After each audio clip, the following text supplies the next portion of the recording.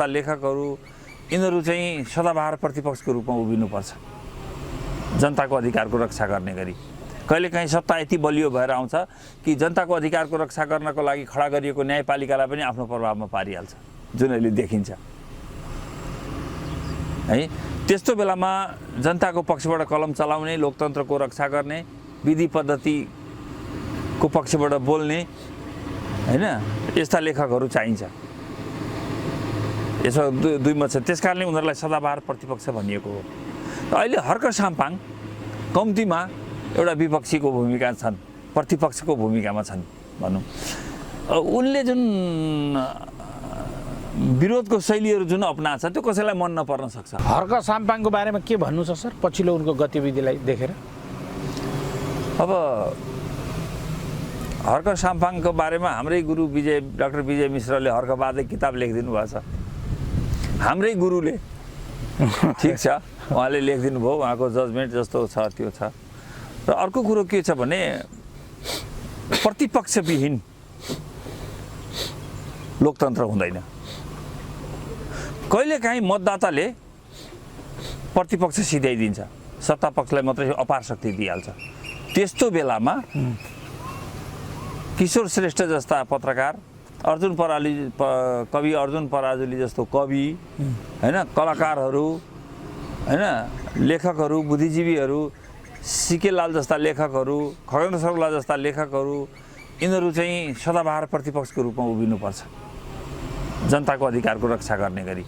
कहिलेकाहीँ सत्ता यति बलियो भएर आउँछ कि जनताको अधिकारको रक्षा गर्नको लागि खडा गरिएको न्यायपालिकालाई पनि आफ्नो प्रभावमा पारिहाल्छ, जुन अहिले देखिन्छ है। त्यस्तो बेलामा जनताको पक्षबाट कलम चलाउने, लोकतन्त्रको रक्षा गर्ने, विधि पद्धतिको पक्षबाट बोल्ने हैन, यस्ता लेखकहरू चाहिन्छ। यसो दुई मत छ, त्यसकारणले उनीहरूलाई सदाबहार प्रतिपक्ष भनिएको हो।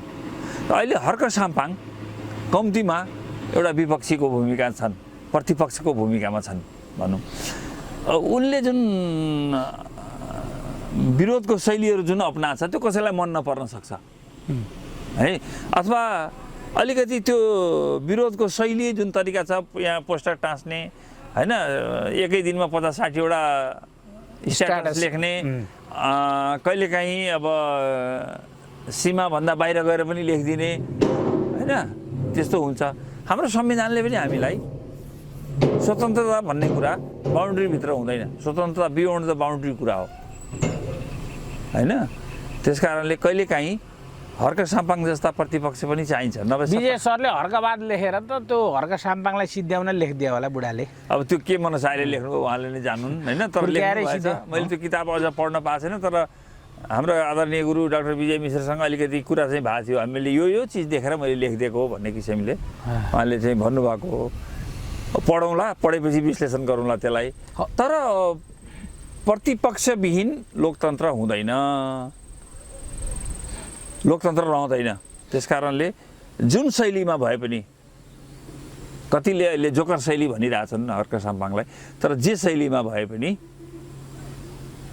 एउटा प्रतिपक्ष चाहिँ उनी हुन्। उनी पनि एउटा प्रतिपक्ष हुन्, किशोर श्रेष्ठ जस्तै। यद्यपि शैली कहिले किशोर श्रेष्ठकै लाइनको हास्यास्पद छ उनको शैली, यिनको सशक्त छ, उनको अलि मान्छेले खित्का छोडेर हाँस्ने गरी पनि कहिलेकाहीँ उनको क्रियाकलापहरू देखिन्छ। तर जे भए पनि उनी प्रतिपक्षको रूपमा उभिएका छन्। हस्, धेरै धेरै धन्यवाद।